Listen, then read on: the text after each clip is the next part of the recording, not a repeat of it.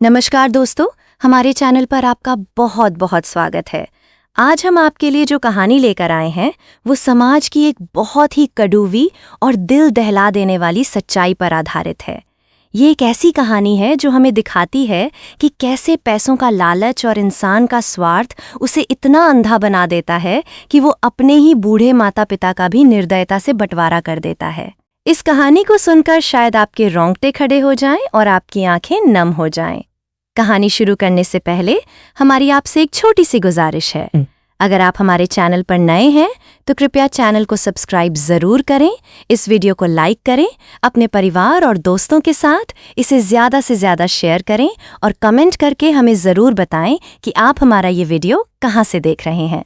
तो चलिए अपने दिल को थाम लीजिए और शुरू करते हैं आज की ये बेहद दर्दनाक और भावनात्मक कहानी। प्रेम क्या होता है, ये अगर किसी को समझना हो तो उसे दिनकर जी और कौशल्या जी को देखना चाहिए था। उनका वैवाहिक जीवन 50 वर्षों का एक ऐसा सफर था जिसमें उन्होंने एक दूसरे के बिना एक दिन भी नहीं बिताया था।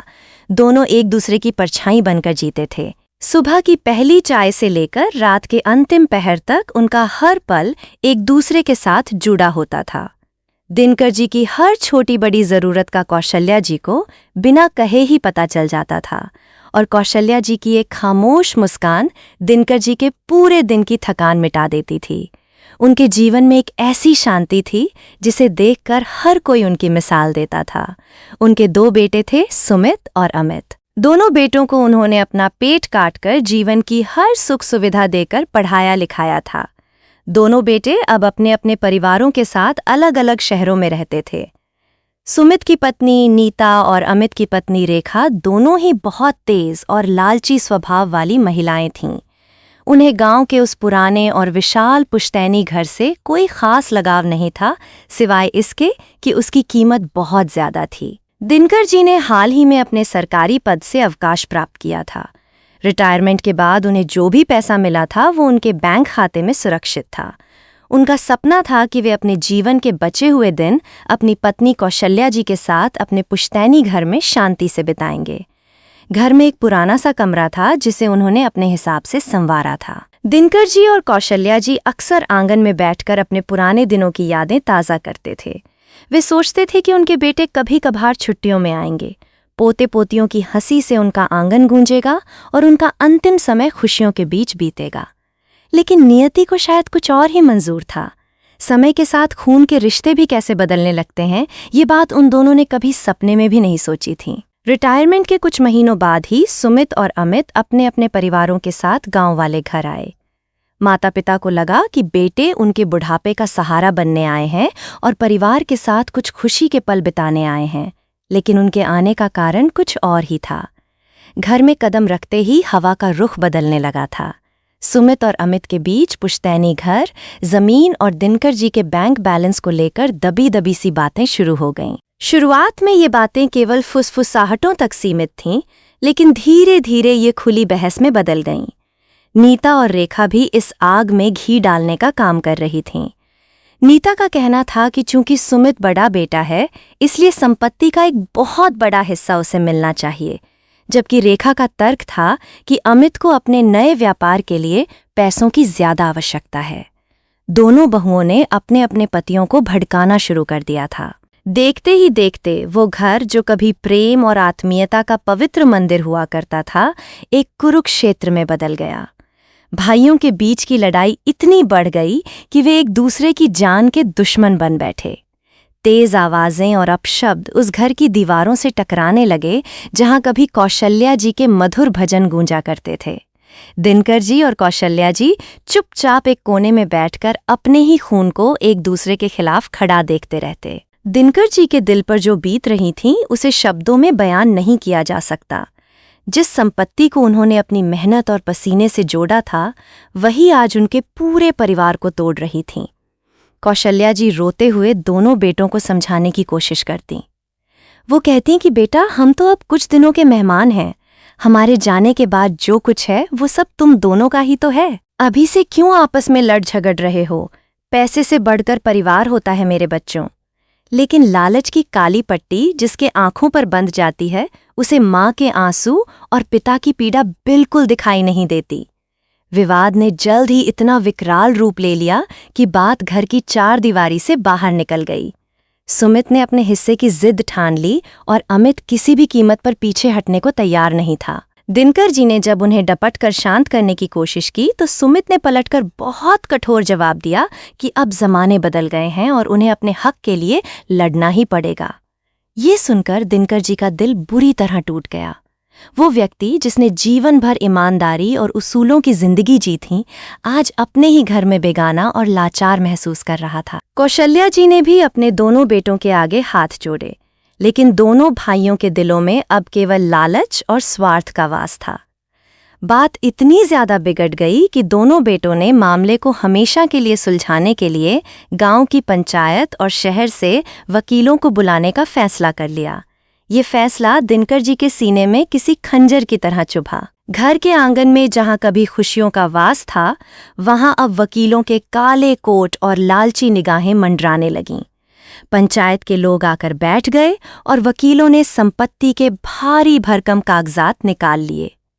दिनकर जी और कौशल्या जी की आंखों के सामने उनके सपनों के घर का नक्शा मेज पर फैला दिया गया था। हर चीज की कीमत लगाई जाने लगी। घर, जमीन और बैंक बैलेंस का एक एक पाई का हिसाब होने लगा। सुमित और अमित की आंखें उन कागजातों पर गड़ी हुई थीं जैसे कोई भूखा शिकारी अपने शिकार को देख रहा हो। दिनकर जी चुपचाप कौशल्या जी का हाथ पकड़े एक कोने में बैठे थे। उनका वो हाथ जो उन्होंने 50 साल पहले थामा था, आज भी उतनी ही मजबूती से पकड़ा हुआ था। वे बस यही सोच रहे थे कि क्या यही वो मनहूस दिन देखने के लिए उन्होंने अपने बच्चों को इतना लाड प्यार दिया था। पंचायत के मुखिया ने अपना गला खंखारते हुए कहा कि अब अंतिम फैसला सुनाया जाएगा। सभी की सांसें अटक गईं। वकीलों ने अपने कागज व्यवस्थित किए और बंटवारे का अंतिम मसौदा पढ़ना शुरू किया। इस मसौदे में घर की ईंटों से लेकर खेत की मिट्टी तक का पूरा हिसाब था, लेकिन इस हिसाब किताब में किसी को इस बात का बिल्कुल भान नहीं था कि एक और भी चीज थी जिसका बहुत भयानक बंटवारा होने वाला था। पंचायत के फरमान से अगली जो बात निकलने वाली थी, वो दिनकर जी और कौशल्या जी के लिए साक्षात मौत से भी ज्यादा खौफनाक साबित होने वाली थी। हर कोई अपनी अपनी सांसें रोके बैठा था और अब अगले ही पल एक बहुत बड़ा तूफान आने वाला था। पंचायत के मुखिया ने भारी आवाज में अंतिम फैसला सुनाना शुरू किया। पुश्तैनी घर का नक्शा मेज पर रखा था, जिसे लाल स्याही से 2 बराबर हिस्सों में बांट दिया गया था। एक हिस्सा सुमित का और दूसरा हिस्सा अमित का। गांव की वो उपजाऊ जमीन, खेत और दिनकर जी के बैंक खाते में जमा उनकी जीवन भर की कमाई का एक एक पैसा बिल्कुल आधा आधा बांट दिया गया। नीता और रेखा के चेहरों पर एक अजीब सी चमक आ गई थी, जैसे उन्हें कोई बहुत बड़ा खजाना मिल गया हो। दोनों भाई भी इस बंटवारे से पूरी तरह संतुष्ट नजर आ रहे थे, लेकिन तभी मुखिया जी अचानक रुके। उन्होंने वकीलों की तरफ देखा और फिर सुमित और अमित की ओर मुड़कर एक ऐसा सवाल पूछा जिसने उस आंगन की हवा को ही भारी कर दिया। संपत्ति का बंटवारा तो पूरी तरह से हो गया, दोनों को अपना अपना हिस्सा मिल गया, लेकिन इन बूढ़े माता पिता का क्या? इन्हें कौन रखेगा? ये सवाल हवा में एक सन्नाटे की तरह गूंज गया। पंचायत में बैठे लोग भी एक दूसरे का मुंह देखने लगे। सुमित और अमित ने नजरें चुराते हुए एक दूसरे की तरफ देखा। तभी नीता तुरंत आगे आई और बिना किसी शर्म के बोली कि मुखिया जी, हम लोग बड़े शहर में रहते हैं, वहाँ हर चीज की महंगाई बहुत ज्यादा है। बच्चों की पढ़ाई और घर का खर्च उठाना ही इतना मुश्किल होता है। हम दोनों बुजुर्गों का खर्च और उनकी जिम्मेदारी एक साथ बिल्कुल नहीं उठा सकते। अपनी जेठानी की बात सुनते ही रेखा ने भी तुरंत सुर में सुर मिलाया। वो बोली कि हाँ दीदी, बिल्कुल सही कह रही हैं। अमित के व्यापार में भी अभी इतना मुनाफा नहीं आ रहा है कि हम 2 और लोगों का भारी बोझ उठा सकें। शहर के फ्लैट भी छोटे होते हैं, हम इन्हें एक साथ नहीं रख सकते। ये कठोर शब्द सुनकर दिनकर जी और कौशल्या जी के पैरों तले जमीन खिसक गई। बोझ? क्या वे अपने ही बच्चों के लिए, जिन्हें उन्होंने अपना खून पसीना एक करके पाला था, आज एक बोझ बन गए थे? दिनकर जी के होंठ कांपने लगे। उन्होंने अपनी पूरी जिंदगी इन बच्चों को एक अच्छी जिंदगी देने में लगा दी थी और आज भरे समाज के सामने उन्हें एक फालतू सामान की तरह तौला जा रहा था। पंचायत में कानाफूसी शुरू हो गई। लोग तरह तरह की बातें करने लगे। तभी सुमित ने अपना गला साफ करते हुए एक ऐसा क्रूर प्रस्ताव रखा जिसने वहां मौजूद हर इंसान की इंसानियत को शर्मसार कर दिया। सुमित ने कहा कि अगर हम दोनों भाई एक साथ माता पिता को नहीं रख सकते तो हम संपत्ति की तरह इनका भी बंटवारा कर लेते हैं। पिताजी मेरे साथ मेरे शहर चलेंगे और माँ अमित के साथ उसके घर जाएगी। इस तरह किसी एक पर दोनों का बोझ नहीं पड़ेगा। ये अमानवीय फैसला सुनते ही कौशल्या जी जोर से चीख पड़ी। नहीं, ऐसा अनर्थ मत करो मेरे बच्चों। वो फूट फूट कर रोने लगीं। दिनकर जी की आंखों से भी आंसुओं की धार बहने लगी। वो स्वाभिमानी आदमी जो अपने उसूलों के लिए कभी किसी के सामने नहीं झुका था, आज अपने ही बेटों के सामने गिड़गिड़ाते हुए हाथ जोड़कर खड़ा था। बेटा, हमने 50 साल में कभी एक दूसरे के बिना एक दिन भी नहीं बिताया है। दिनकर जी भर्राई हुई और कांपती आवाज में बोले, हमें इस बुढ़ापे के आखिरी पड़ाव में एक दूसरे से अलग मत करो। हम तुम्हारे घर के एक छोटे से कोने में चुपचाप पड़े रहेंगे। हमें ज्यादा सुख सुविधाएं नहीं चाहिए। हम एक ही रोटी को आधा आधा बांटकर खा लेंगे। हम कमरा बांट लेंगे, पर हमें अलग मत करो। कौशल्या जी भागकर सुमित और फिर अमित के पैरों में गिर पड़ी। मेरे बच्चों, तुम्हारी बूढ़ी माँ तुम्हारे पैर पकड़ती है। मुझे तुम्हारे पिताजी से दूर मत करो। मैं उनके बिना एक पल भी नहीं जी पाऊंगी।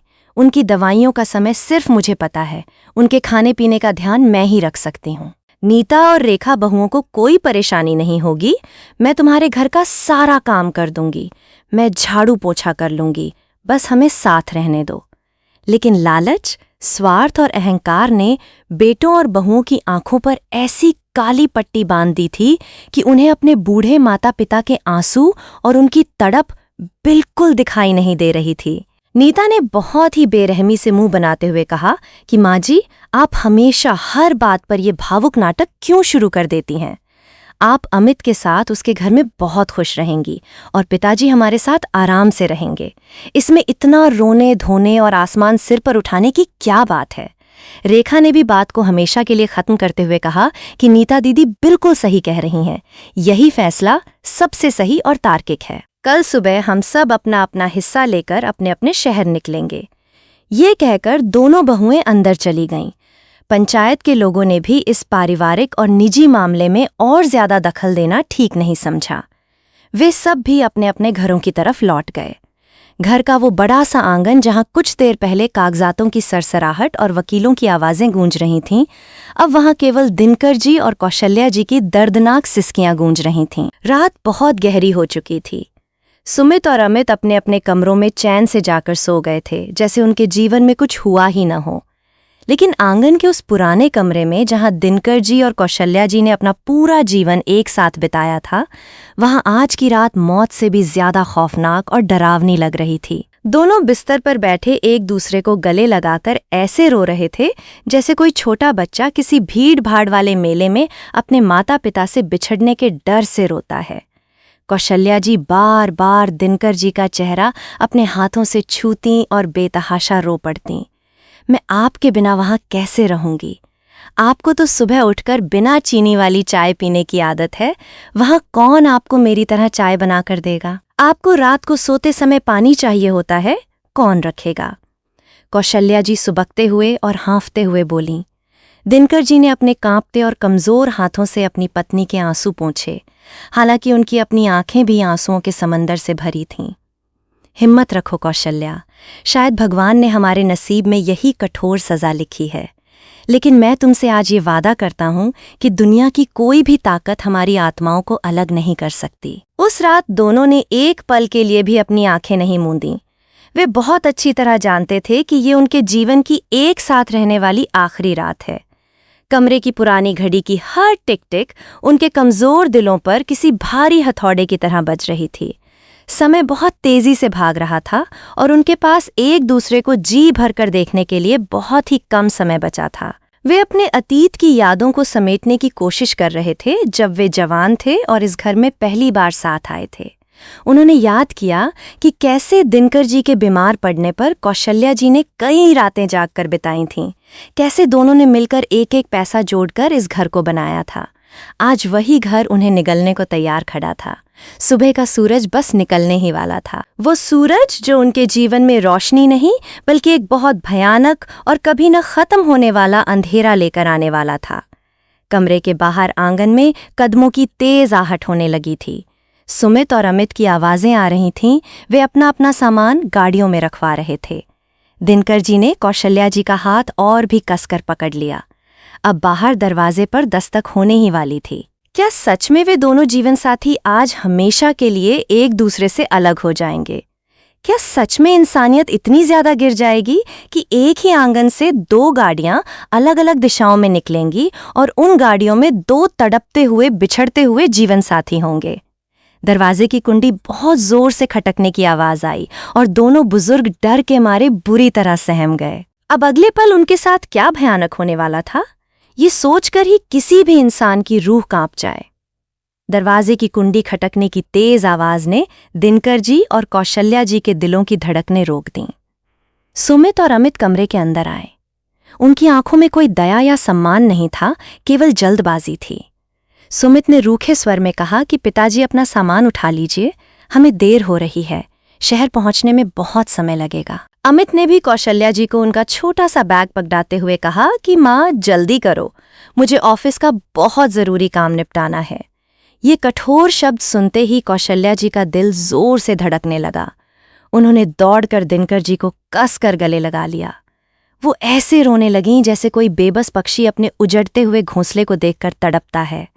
उनके आंसुओं से दिनकर जी का पुराना सूती कुर्ता पूरी तरह भीग गया था। मुझे मत छोड़ो, मैं तुम्हारे बिना घुट घुट कर मर जाऊंगी। कौशल्या जी की भर्राई हुई आवाज में जो दर्द था वो पत्थरों को भी पिघला सकता था।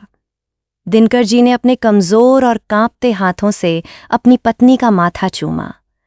उन्होंने जीवन में पहली बार खुद को इतना लाचार और बेबस महसूस किया था। जो हाथ कभी पूरे परिवार को मजबूती से संभालने के लिए उठे थे, वे आज बेतहाशा कांप रहे थे। उन्होंने किसी तरह अपने आंसू रोकते हुए कहा कि रो मत कौशल्या, मेरी जान, भगवान सब देख रहा है।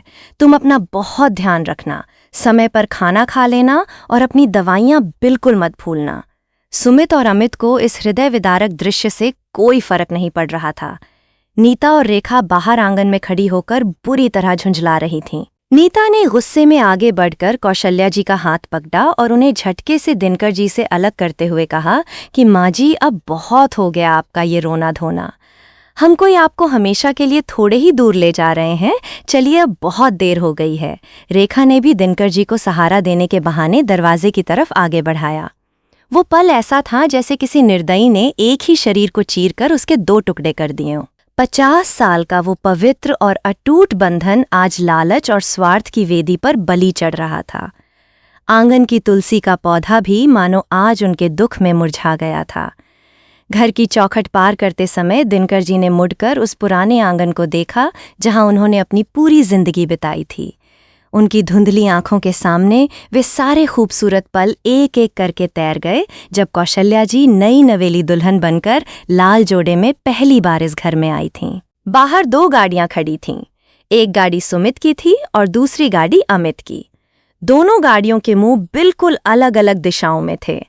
सुमित ने पिता दिनकर जी को अपनी गाड़ी की पिछली सीट पर बिठाया और अमित ने माता कौशल्या जी को अपनी गाड़ी में। गाड़ियों के दरवाजे बंद होने की भारी आवाज उस सुबह के सन्नाटे में किसी भयानक धमाके की तरह गूंजी। कौशल्या जी ने गाड़ी की खिड़की से अपने जीवन साथी को आखिरी बार देखने की कोशिश की, लेकिन गाड़ी के काले शीशों के पीछे उन्हें कुछ नजर नहीं आ रहा था। दोनों गाड़ियों के इंजन एक साथ स्टार्ट हुए और वे विपरीत दिशाओं में चल पड़ीं। वो दर्दनाक सफर, जो उन दोनों के लिए किसी अंतिम यात्रा से कम नहीं था, अब शुरू हो चुका था। रास्ते भर कौशल्या जी की बूढ़ी आंखों से आंसुओं की अविरल धारा बहती रही। वो गाड़ी की पिछली सीट पर एक कोने में बुरी तरह सिकुड़कर बैठी थीं।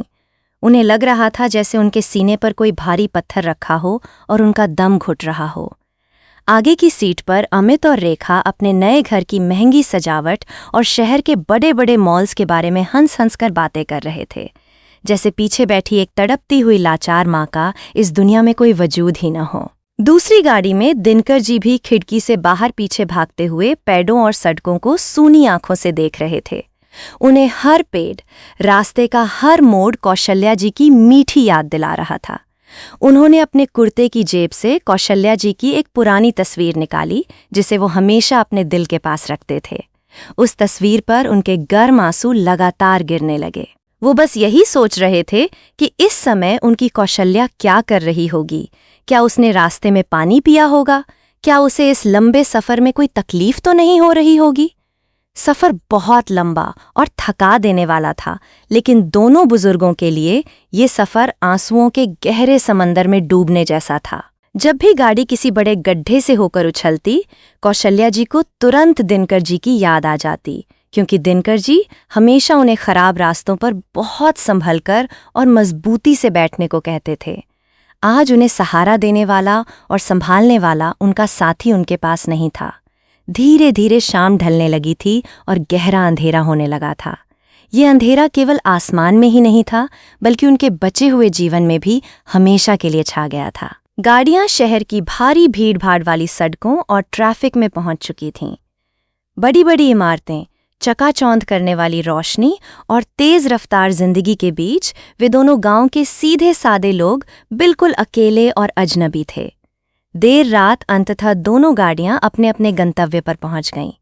सुमित की गाड़ी एक बड़ी सी बहुमंजिला इमारत के बेसमेंट में रुकी।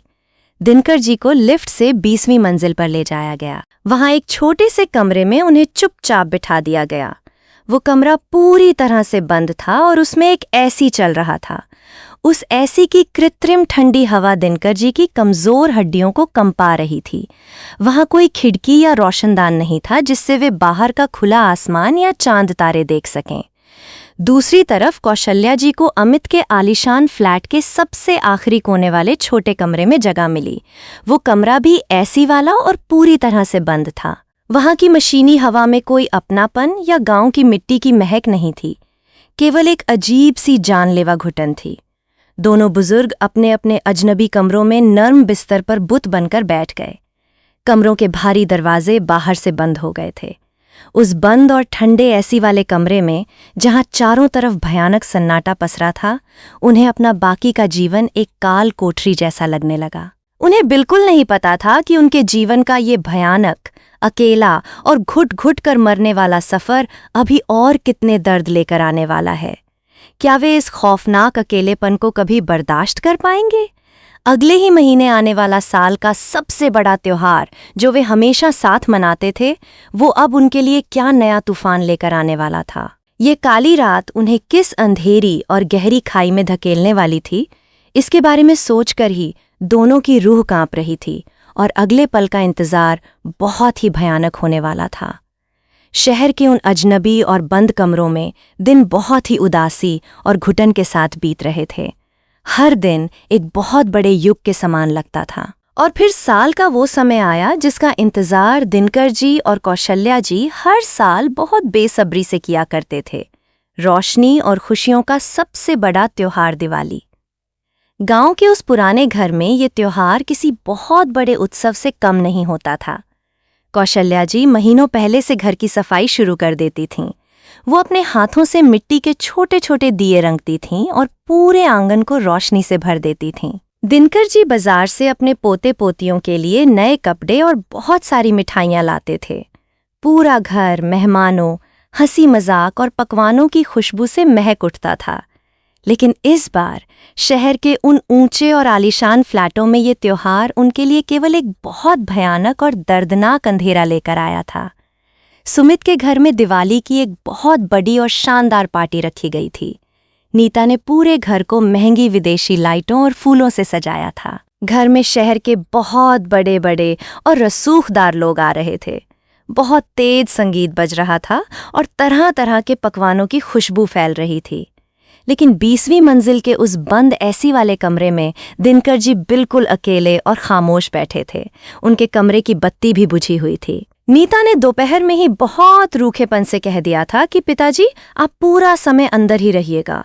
हमारे बहुत खास मेहमान आ रहे हैं और उन्हें आपके पुराने कपड़ों और गांव वाले तरीके से बहुत अजीब लगेगा।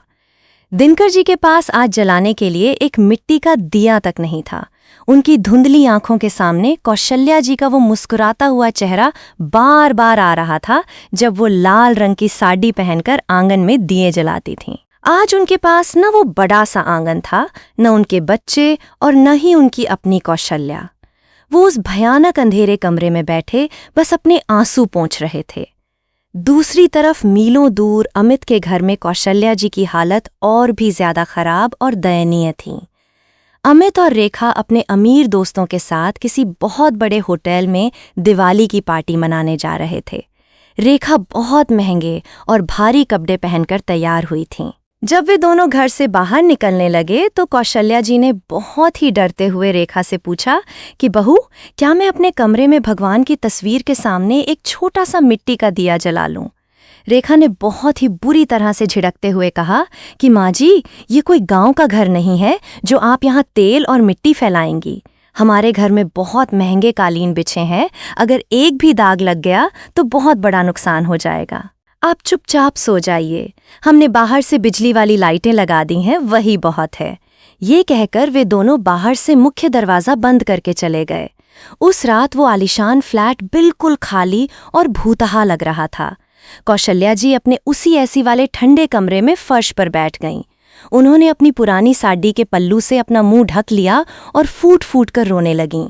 उन्हें दिनकर जी की बहुत याद आ रही थी। वो बार बार यही सोच रही थीं कि क्या उनके दिनकर जी ने आज कुछ मीठा खाया होगा, क्या उन्हें किसी ने एक भी नया कपड़ा दिया होगा। 50 साल के उस लंबे और पवित्र सफर में ये पहली बार था जब वे दोनों दिवाली के पवित्र दिन एक दूसरे से अलग थे। बाहर आसमान में बहुत तेज पटाखे फूट रहे थे, लेकिन उन दोनों बुजुर्गों के कमजोर दिलों में केवल दुख, बेबसी और तड़प के ज्वालामुखी फट रहे थे। कौशल्या जी की तबीयत पहले से ही बहुत खराब चल रही थी। उस रात के भयानक अकेलेपन और अपनों के दिए हुए दुख ने उन्हें अंदर तक पूरी तरह से तोड़ दिया था। त्योहार की वो रात उनके लिए एक बहुत बड़ा सदमा बन गई थी। रोते रोते अचानक कौशल्या जी को लगा जैसे उनका दिल बहुत जोर से धड़क रहा हो और उन्हें सांस लेने में बहुत ज्यादा तकलीफ हो रही हो। उनका पूरा शरीर पसीने से भीगने लगा था। उसी समय, ठीक उसी पल, सुमित के घर में बैठे दिनकर जी को अपने बंद कमरे में अचानक एक बहुत भयंकर घबराहट महसूस हुई। उनका बायां हाथ बेतहाशा कांपने लगा। ऐसा लगा जैसे किसी ने उनके दिल पर कोई बहुत भारी पत्थर रख दिया हो और उनकी सांस रुक रही हो। उनका मन बहुत जोर से ये गवाही देने लगा कि उनकी कौशल्या किसी बहुत बड़ी मुसीबत में है और वो उन्हें पुकार रही है। ये कोई साधारण घबराहट नहीं थी। ये 50 साल के उस अमर और पवित्र प्रेम की अलौकिक शक्ति थी जो मीलों दूर से भी एक दूसरे का दर्द आसानी से महसूस कर सकती थी। दिनकर जी बहुत बेचैन हो गए और लड़खड़ाते कदमों से दरवाजे की तरफ भागे। उन्होंने दरवाज़ा खोलने की कोशिश की, लेकिन बाहर बहुत तेज संगीत बज रहा था और किसी को उनकी कमज़ोर आवाज़ नहीं आ रही थी।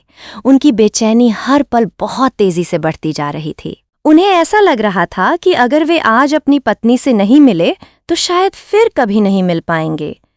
त्योहार की वो काली और मनहूस रात बीत चुकी थी, लेकिन अपने पीछे एक ऐसा खौफनाक संकेत छोड़ गई थी जिसने दिनकर जी की रातों की नींद हमेशा के लिए उड़ा दी। अगले दिन सुबह कुछ ऐसा होने वाला था जो दिनकर जी को एक बहुत बड़ा और खतरनाक कदम उठाने पर मजबूर कर देगा, और ये कदम उनके जीवन का सबसे भयानक फैसला साबित होने वाला था। त्योहार की वो मनहूस और अंधेरी रात बीत चुकी थी, लेकिन दिनकर जी के मन में जो भयानक डर और बेचैनी बैठ गई थी वो अब उनके लिए असहनीय होती जा रही थी। सुबह के 8 बज चुके थे, लेकिन शहर के उस बहुमंजिला फ्लैट के बंद एसी वाले कमरे में ना तो कोई सूरज की रोशनी थी और ना ही कोई उम्मीद की किरण। दिनकर जी की आंखें पूरी रात एक पल के लिए भी बंद नहीं हुई थीं। उन्हें बस अपनी कौशल्या जी की चिंता सता रही थी। रात भर उनके सीने में जो अजीब सी घबराहट हुई थी उसने उन्हें अंदर तक हिलाकर रख दिया था। जैसे ही सुमित उनके कमरे के बाहर से गुजरा, दिनकर जी ने बहुत ही लाचार और कांपती हुई आवाज में उसे अंदर बुलाया। उन्होंने हाथ जोड़कर अपने ही बेटे से विनती की कि बेटा, मुझे बस एक बार अपनी कौशल्या से बात करवा दे। मेरा दिल बहुत घबरा रहा है, मुझे ऐसा लग रहा है कि वो बहुत तकलीफ में है। सुमित ने बहुत ही बेमन से और मुंह बनाते हुए अपना फोन निकाला और अमित का नंबर मिलाकर दिनकर जी के कांपते हाथों में रख दिया। दूसरी तरफ अमित के घर में कौशल्या जी की हालत भी बहुत खराब थी। रात के उस भयानक सदमे और घुटन ने उन्हें बिल्कुल बेजान कर दिया था। फोन की घंटी बजी और अमित ने फोन उठाकर स्पीकर पर डाल दिया। जैसे ही दिनकर जी की भर्राई हुई और दर्द भरी आवाज आई और उन्होंने धीरे से कौशल्या कहा, तो फोन के दूसरी तरफ से एक बहुत ही दर्दनाक और दिल चीर देने वाली चीख सुनाई दी। कौशल्या जी जोर जोर से और फूट फूट कर रोने लगीं। 50 साल के उस पवित्र और अटूट साथ में ये पहला मौका था जब वे दोनों इतने लंबे समय तक एक दूसरे से बात नहीं कर पाए थे। दिनकर जी भी अपने आंसू बिल्कुल नहीं रोक पाए। दोनों बुजुर्ग फोन पर बस बेतहाशा रोते जा रहे थे। उनके पास एक दूसरे से कहने के लिए कोई शब्द ही नहीं बचे थे। वो तड़प, वो दर्द और वो बेचैनी फोन की तरंगों के जरिए एक तड़पते हुए दिल से दूसरे लाचार दिल तक पहुंच रही थी। कौशल्या जी बस सुबकते हुए इतना ही कह पाईं कि मुझे यहाँ से ले चलिए, मैं आपके बिना यहाँ घुट घुट कर मर जाऊंगी। लेकिन उनका ये पवित्र और भावुक रुदन उनके स्वार्थी बच्चों को बिल्कुल रास नहीं आया। नीता ने कमरे के बाहर से दिनकर जी को जोर जोर से रोते हुए सुन लिया था। वो गुस्से में तमतमाते हुए कमरे के अंदर आईं और उसने दिनकर जी के हाथ से बहुत ही बेरहमी और झटके से फोन छीन लिया। नीता ने बहुत तेज चिल्लाते हुए कहा कि पिताजी, ये क्या सुबह सुबह आपने रोने धोने का नाटक लगा रखा है? आप दोनों हर समय फोन पर बस रोते रहते हैं और एक दूसरे को भड़काते रहते हैं। आप उन्हें हमारे खिलाफ करते हैं और वो आपको हमारे खिलाफ करती हैं। अगर आपको हमारी दी हुई इतनी सारी सुख सुविधाओं और इस ऐसी वाले कमरे से इतनी ही परेशानी है तो बता दीजिए। हमारे घर की शांति और खुशियों को भंग मत कीजिए। उधर अमित के घर में रेखा ने भी कौशल्या जी से फोन छीन लिया और उन्हें खूब खरी खोटी सुनाई। उस मनहूस दिन के बाद से नीता और रेखा ने मिलकर एक बहुत ही क्रूर और अमानवीय नियम बना दिया। अब दिनकर जी और कौशल्या जी को एक दूसरे से फोन पर बात करने की अनुमति बिल्कुल नहीं थी। उन्होंने अपने पतियों को भी ये पट्टी पढ़ा दी कि ये दोनों बुजुर्ग आपस में बात करके संपत्ति को लेकर कोई नया विवाद खड़ा कर सकते हैं। बहुत मिन्नतें करने और गिड़गिड़ाने पर केवल रविवार के दिन उन्हें 1 मिनट के लिए बात करने दी जाती थी। वह बात भी स्पीकर पर होती थी ताकि नीता और रेखा साफ साफ सुन सकें कि वे दोनों क्या बात कर रहे हैं। इस भयानक पाबंदी और क्रूरता ने उन दोनों बुजुर्गों को अंदर तक पूरी तरह से तोड़ कर रख दिया। उनका जीवन एक ऐसी बिना पानी की मछली जैसा हो गया था जो तड़प तड़प कर बस अपनी मौत का इंतजार कर रही हो। इस असहनीय एकांत और फोन की पाबंदी का सबसे भयानक असर दिनकर जी और कौशल्या जी के कमजोर शरीर पर पड़ने लगा। गांव में जो दिनकर जी और कौशल्या जी घंटों आंगन में बैठकर एक दूसरे से सुख दुख बांटते थे, आज वे एक एक शब्द सुनने को तरस गए थे। दिनकर जी ने खाना पीना लगभग छोड़ ही दिया था। वो केवल जिंदा रहने के लिए रूखे सूखे निवाले निगलते थे। उनकी धुंधली आंखों के सामने हर समय कौशल्या जी का वो रोता हुआ चेहरा घूमता रहता था जो उन्होंने उस दिन गाड़ी की खिड़की से देखा था, और वो दर्द भरी आवाज जो उन्होंने फोन पर सुनी थी। वो बंद और ठंडा एसी वाला कमरा अब उन्हें एक काल कोठरी लगने लगा था। वो दिन भर बस दीवार को सूनी आंखों से देखते रहते थे। दूसरी तरफ कौशल्या जी की स्थिति और भी ज्यादा दयनीय और दर्दनाक हो गई थी। उन्होंने अपनी ब्लड प्रेशर और दिल की दवाइयां खाना बिल्कुल छोड़ दिया था क्योंकि उन्हें समय पर दवा देने वाला कोई नहीं था, और दुख के मारे उन्हें खुद कुछ याद नहीं रहता था। उनका वजन बहुत तेजी से गिरने लगा था। उनकी आंखों के नीचे गहरे काले गड्ढे पड़ गए थे और उनका रंग बिल्कुल पीला पड़ गया था। वो हर समय अपने उसी एसी वाले कमरे में बेसुध पड़ी रहती थीं। उन्हें अब अपने आसपास की किसी चीज की कोई सुध नहीं रहती थी। उनका हृदय अंदर ही अंदर एक बहुत गहरे दुख और सदमे में डूबता जा रहा था। धीरे धीरे एकांत की ये जानलेवा घुटन और एक दूसरे से बात न कर पाने की ये भयानक तड़प दिनकर जी के बर्दाश्त से पूरी तरह बाहर हो गई। उनके दिल में बस एक ही जिद बैठ गई थी कि चाहे जो हो जाए उन्हें एक बार अपनी कौशल्या से मिलना ही है। उन्होंने सुमित से बहुत हाथ जोड़कर कहा कि मुझे एक बार वहां ले चलो, लेकिन सुमित ने अपने ऑफिस के काम का बहाना बनाकर बहुत रूखेपन से साफ मना कर दिया। अब दिनकर जी ने मन ही मन एक बहुत बड़ा और खतरनाक फैसला कर लिया था। उन्होंने तय किया कि वो अकेले ही इस बड़े और अनजान शहर की भीड़ में अपनी पत्नी को ढूंढने निकलेंगे। लेकिन क्या गांव का वो सीधा साधा और कमजोर बूढ़ा इंसान इस जालिम शहर की भूल भुलैया और तेज रफ्तार को पार कर पाएगा? क्या वे सच में अपनी कौशल्या जी तक पहुंच पाएंगे या फिर सड़कों का ये अजनबी सफ़र उनके लिए एक नई और बहुत खौफनाक मुसीबत लेकर आने वाला था। दिनकर जी ने चुपचाप अपने पुराने जूते पहने और बिना किसी को बताए मुख्य दरवाजे की तरफ बढ़े। उनके कांपते कदम घर की दहलीज पार करने ही वाले थे। अगले ही पल उनके साथ कुछ ऐसा भयानक होने वाला था जो उनके बचे खुचे जीवन को और भी ज्यादा गहरे, अंधेरे और अपमान में धकेलने वाला था, जिससे ये सस्पेंस और भी गहरा हो गया कि बाहर की दुनिया उस लाचार पिता के साथ क्या सलूक करने वाली है। दिनकर जी ने अपने कमजोर और कांपते पैरों से सुमित के घर की दहलीज पार की। 20वीं मंजिल से लिफ्ट के जरिए नीचे आते समय उनका दिल बहुत जोर से धड़क रहा था। जैसे ही वे उस बहुमंजिला इमारत से बाहर सड़क पर आए, उन्हें लगा जैसे वे किसी दूसरी ही और बिल्कुल अनजान दुनिया में आ गए हों। वहां न तो उनके गांव जैसी ताज़ी हवा थी और न ही कोई पहचाना हुआ चेहरा। हर तरफ बस गाड़ियों का बहरा कर देने वाला शोर, धुआं और भागते हुए अजनबी लोग थे।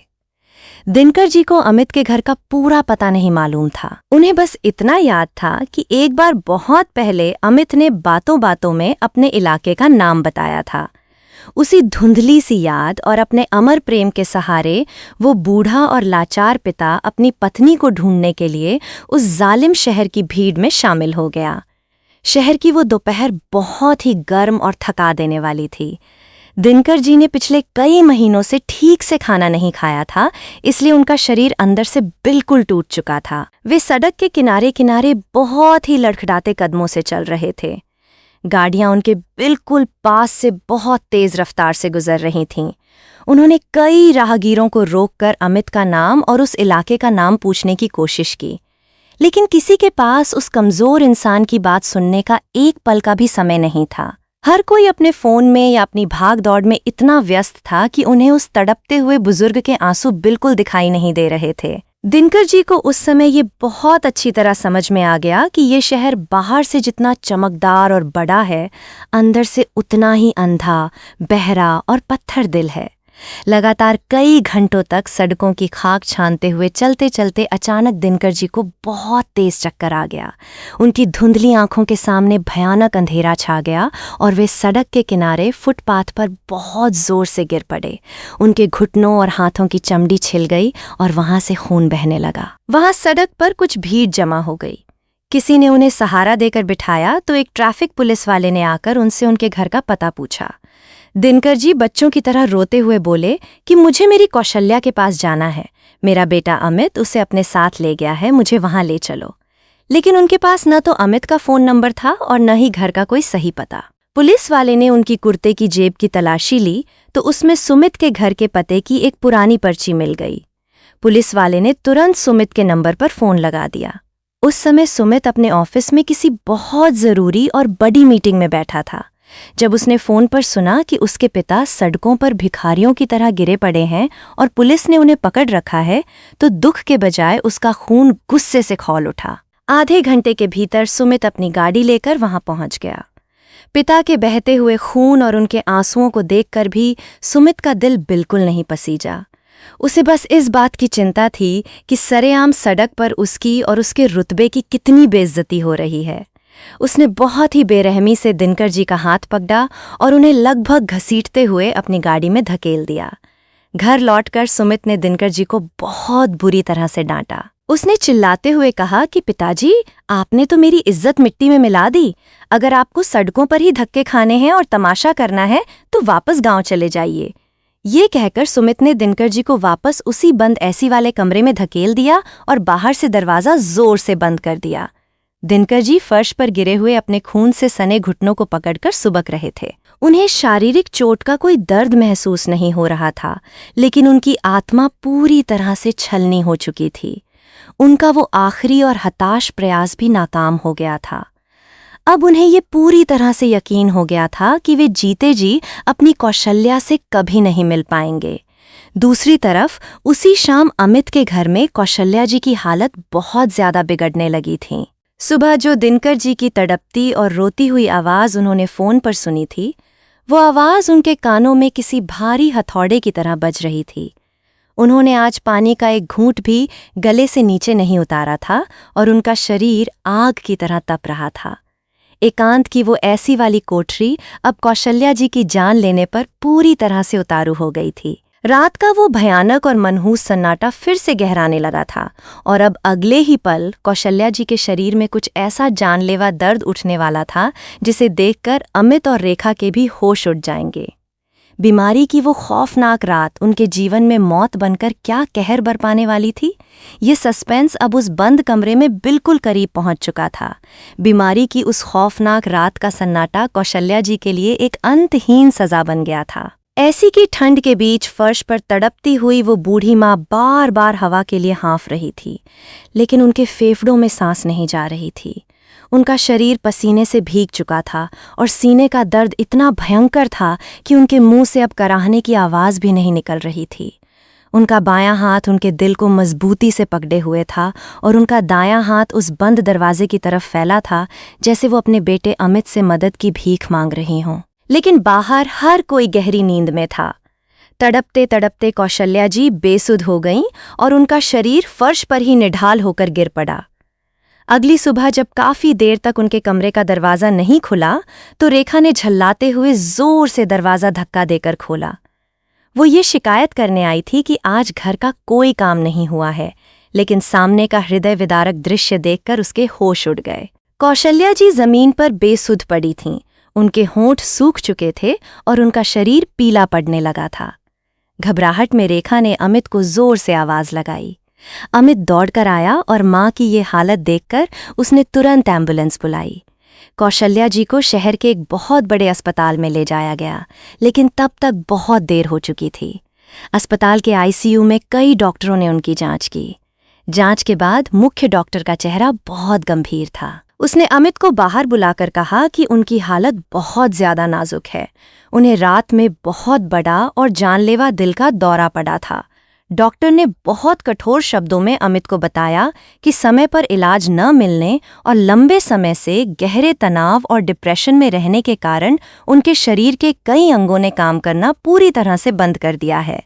डॉक्टर ने साफ कह दिया कि दवाइयों का अब कोई असर नहीं हो रहा है, वे बस कुछ ही घंटों की मेहमान हैं। ये सुनकर अमित क्षण भर के लिए सुन्न रह गया, लेकिन उसके दिल में अभी भी अपने स्वार्थ और अहंकार का अंधकार भरा था। उसे अपनी गलती का कोई पछतावा नहीं था। थोड़ी देर बाद आईसीयू के उस ठंडे कमरे में कौशल्या जी को हल्का सा होश आया। उनके चेहरे पर ऑक्सीजन का बड़ा सा मास्क लगा था और उनके चारों तरफ कई मशीनें बीप बीप की आवाज कर रही थीं। उनकी बेजान आंखें दरवाजे की तरफ देख रही थीं, जैसे वे किसी को ढूंढ रही हों। जैसे ही अमित और रेखा उनके पास आए, कौशल्या जी ने अपनी बची खुची ताकत लगाकर अपने कांपते और ठंडे हाथों से अमित का हाथ पकड़ लिया। उनकी आंखों से आंसुओं की अविरल धारा बहने लगी।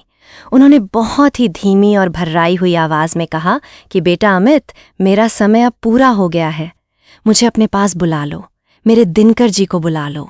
मुझे उन्हें बस आखिरी बार देखना है। ये एक मरती हुई माँ की आखिरी और सबसे पवित्र इच्छा थी, जिसे पूरा करना दुनिया के किसी भी बेटे का सबसे बड़ा धर्म होना चाहिए था।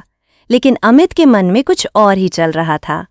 असल में कुछ दिन पहले ही अमित और सुमित के बीच पुश्तैनी जमीन के एक हिस्से को बेचने और पैसों के बंटवारे को लेकर फोन पर बहुत भयंकर लड़ाई हुई थी। उस लड़ाई में दोनों भाइयों ने एक दूसरे को बहुत गालियां दी थीं और सुमित ने फोन काटते हुए कहा था कि वो अब कभी अमित की शक्ल नहीं देखेगा।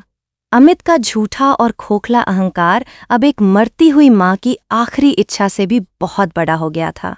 अमित ने अपना हाथ छुड़ाते हुए बहुत ही रूखेपन और निर्दयता से कहा कि माँ, आप ये क्या बात कर रही हैं? आपको कुछ नहीं होगा। और मैं सुमित भाई को फोन बिल्कुल नहीं कर सकता, मेरी उससे बात नहीं होती है। उसने मुझे बहुत बुरा भला कहा था। कौशल्या जी की आंखों में निराशा और मौत का खौफ छा गया। उन्होंने ऑक्सीजन मास्क के अंदर से ही अपने दोनों हाथ जोड़ लिए और गिड़गिड़ाते हुए फूट फूट कर रोने लगीं। बेटा, मेरी सांसें टूट रही हैं, मैं उनके बिना नहीं मर सकती। मेरा शरीर यहाँ है, लेकिन मेरी आत्मा मेरे दिनकर जी के पास है। बस एक फ़ोन कर दे मेरे लाल, मैं तेरा ये एहसान अपने अगले जन्म तक नहीं भूलूंगी। उन्हें बुला ले, वरना मेरी जान नहीं निकलेगी। एक बूढ़ी माँ जिसने अपना पेट काटकर इन बेटों को पाला था, आज अपने ही खून के सामने एक भिखारी की तरह अपने पति के अंतिम दर्शन की भीख मांग रही थी। रेखा जो वहीं खड़ी थी, उसने भी इंसानियत को शर्मसार करते हुए अमित का ही साथ दिया। उसने झुंझलाते हुए कहा कि माँ जी, आप हमेशा जिद क्यों करती हैं? अभी भाई साहब को फोन करेंगे तो नीता दीदी फिर से कोई नया तमाशा खड़ा कर देंगी। वैसे भी उनका शहर बहुत दूर है, उन्हें आने में पूरा दिन लग जाएगा। आप अभी आराम से सो जाइए, हम कल सुबह आराम से बात कर लेंगे। कल सुबह? जिस इंसान की सांसें हर पल टूट रही हों, उसके लिए कल का कोई मतलब नहीं होता। अमित ने अपना सिर हिलाते हुए लापरवाही से कहा कि माँ, वो कल आ जाएंगे, आप सो जाओ। ये कहकर अमित और रेखा आईसीयू से बाहर चले गए और कौशल्या जी को मौत से अकेले लड़ने के लिए उसी हालत में छोड़ दिया। आईसीयू के उस सफ़ेद और ठंडे कमरे में कौशल्या जी बिल्कुल अकेली थीं। मशीनों की आवाज़ें उनके कानों में किसी हथौड़े की तरह बज रही थीं। उनकी धुंधली होती आंखों के सामने से उनके जीवन के 50 साल एक चलचित्र की तरह गुजर रहे थे। दिनकर जी की वो प्यारी सी मुस्कान, उनका वो पुराना आंगन, उनका साथ बैठकर चाय पीना, सब कुछ उन्हें याद आ रहा था। उन्हें ऐसा लग रहा था जैसे दिनकर जी दरवाजे पर खड़े होकर अपनी कौशल्या को आवाज़ दे रहे हों। रात का सन्नाटा गहराने लगा था और अस्पताल की खिड़की से बाहर घुप अंधेरा छा गया था। कौशल्या जी की छाती बहुत तेजी से ऊपर नीचे होने लगी थी। उन्हें हर एक सांस लेने में बहुत ज्यादा ताकत लगानी पड़ रही थी। उनकी पथराई हुई आंखें अभी भी दरवाजे पर टिकी थीं। हर छोटी सी आहट पर उन्हें लगता कि शायद उनका बड़ा बेटा सुमित उनके दिनकर जी को लेकर आ गया है। लेकिन वो भारी दरवाज़ा नहीं खुला। उनकी आंखों की रोशनी धीरे धीरे बिल्कुल धुंधली होने लगी थी। उनके हृदय की धड़कन को नापने वाली मशीन की स्क्रीन पर चलने वाली टेढ़ी मेढ़ी लकीरें अब बिल्कुल सीधी होने की तरफ बढ़ रही थीं। उनका वो पवित्र प्रेम, जो 50 सालों तक एक वट वृक्ष की तरह हरा भरा और मजबूत था, आज अपनों के ही लालच और अहंकार की कुल्हाड़ी से कट कर गिर रहा था। क्या सच में उनका ये इंतजार कभी खत्म नहीं होगा?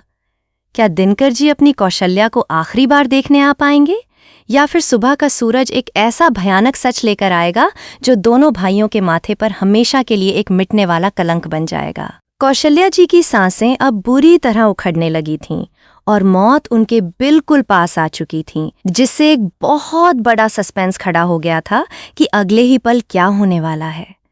रात का वो भयानक अंधेरा अब अपने अंतिम पहर में था। आईसीयू के उस ठंडे और मशीनी कमरे में कौशल्या जी जीवन और मृत्यु के बीच की आखिरी लड़ाई लड़ रही थीं। उनकी सूनी आंखें बिना पलक झपकाए उस भारी और बंद दरवाजे को देख रही थीं। उन्हें अभी भी ये आस थी कि उनके दिनकर जी किसी भी पल उस दरवाजे से अंदर आएंगे और उन्हें अपने गले से लगा लेंगे। लेकिन समय और किस्मत किसी के लिए नहीं रुकते। अचानक उनके सीने में एक बहुत तेज दर्द उठा। उनका पूरा शरीर बुरी तरह से कांपने लगा। ऑक्सीजन मास्क के अंदर से उनके होठों पर केवल एक ही शब्द बुदबुदाया, दिनकर। इसके साथ ही उनके हृदय की धड़कन को नापने वाली मशीन पर चलने वाली टेढ़ी मेढ़ी रेखाएं धीरे धीरे धीमी पड़ने लगीं। कुछ ही पलों के बाद एक बहुत ही लंबी और दर्दनाक बीप की आवाज़ पूरे कमरे में गूंज उठी और वो रेखा बिल्कुल सीधी हो गई। वो पवित्र आत्मा जिसने अपने पूरे जीवन में केवल प्रेम और ममता बांटी थी, आज अपनों की ही बेरुखी और क्रूरता का घूंट पीकर इस दुनिया को हमेशा के लिए छोड़ गई। मशीन की तेज आवाज़ सुनकर डॉक्टर और नर्स दौड़कर अंदर आए। उन्होंने तुरंत जांच की और कौशल्या जी को मृत घोषित कर दिया। बाहर खड़े अमित और रेखा के पैरों तले से मानो पूरी जमीन खिसक गई। लेकिन अब बहुत देर हो चुकी थी। जो बूढ़ी माँ रात भर एक आखिरी दर्शन के लिए अपने ही बेटे के सामने हाथ जोड़कर गिड़गिड़ा रही थीं, वो अब हमेशा के लिए शांत हो चुकी थी। अमित ने कांपते हाथों से अपना फोन निकाला और सुमित को फोन किया। सुमित ने फोन उठाते ही पुरानी लड़ाई के कारण गालियां देनी शुरू कर दीं। लेकिन जब अमित ने रोते हुए भर्राई हुई आवाज में मां की मौत की खबर दी, तो सुमित के हाथ से फोन नीचे गिर पड़ा। उसे उस पल एहसास हुआ कि उसने अपने झूठे अहंकार में आकर क्या खो दिया है। अगली सुबह जब सूरज निकला तो वो किसी नई उम्मीद की किरण नहीं, बल्कि एक बहुत भयानक और जानलेवा दुख का अंधेरा लेकर आया था। कौशल्या जी के मृत शरीर को अस्पताल से अमित के घर के आंगन में लाया गया था। सफ़ेद कफन में लिपटी वो माँ आज भी उतनी ही सीधी, भोली और शांत लग रही थीं जितनी वो अपनी पूरी जिंदगी में थी। दोपहर के समय सुमित की गाड़ी वहां पहुंची। उस गाड़ी का दरवाज़ा खुला और उसमें से दिनकर जी बहुत ही धीमी, लड़खड़ाती और कमज़ोर चाल से बाहर निकले। पिछले कुछ महीनों के यातना भरे एकांत और उस एसी वाले कमरे की घुटन ने दिनकर जी का शरीर बिल्कुल सुखाकर कांटा कर दिया था। उनके चेहरे की वो पुरानी चमक और घर के मुखिया वाला रौब पूरी तरह से गायब हो चुका था। जब उन्होंने अपनी पत्नी कौशल्या जी के सफ़ेद कफन में लिपटे हुए निर्जीव शरीर को देखा तो वहां मौजूद हर इंसान की आंखें भर आईं। पड़ोसी और रिश्तेदार जो वहां खड़े थे वे सुमित और अमित को ताने मार रहे थे और उन्हें उनके इस पाप का एहसास दिला रहे थे। सुमित, अमित, नीता और रेखा सब वहां खड़े होकर जोर जोर से रोने का दिखावा कर रहे थे और समाज के सामने खुद को अच्छा साबित करने की कोशिश कर रहे थे। लेकिन सबसे ज्यादा हैरानी और खौफ की बात यह थी कि दिनकर जी की आंखों में एक भी आंसू नहीं था। वे बिल्कुल खामोश थे। उनका चेहरा पत्थर की तरह भावहीन और सुन्न हो गया था। न उनके चेहरे पर कोई शिकन थी, न उनके गले से कोई रुदन की आवाज निकल रही थी। वे बहुत ही धीरे धीरे अपने कांपते पैरों को घसीटते हुए अपनी पत्नी के शरीर के पास पहुंचे। उनका हर एक कदम ऐसा लग रहा था जैसे वे अपने जीवन की आखिरी मंजिल की तरफ बढ़ रहे हों। उन्होंने अपने कमज़ोर हाथों से कौशल्या जी के चेहरे से वो सफ़ेद कपड़ा बहुत ही नरमी से थोड़ा सा हटाया। उन्होंने अपनी पत्नी के उस ठंडे, पीले और शांत पड़ चुके चेहरे को बहुत ही गहराई से देखा।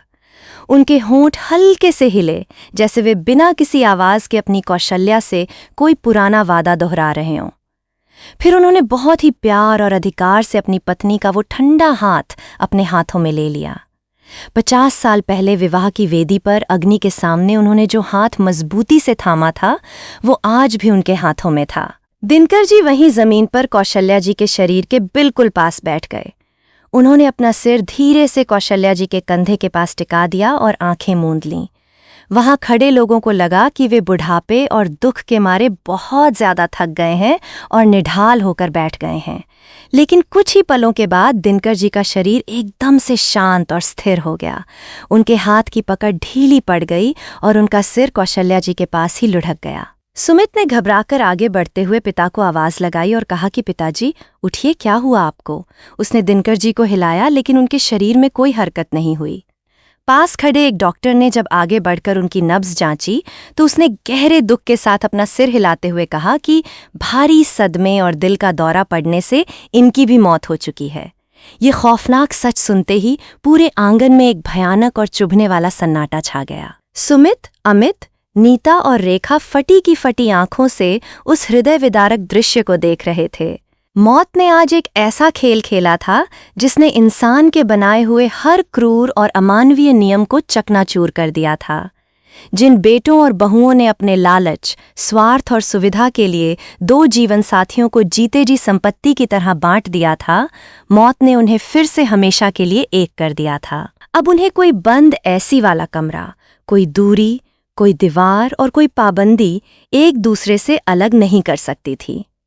दिनकर जी और कौशल्या जी का पवित्र और अमर प्रेम इस स्वार्थी दुनिया और लालची बच्चों के अहंकार से बहुत आगे निकल चुका था।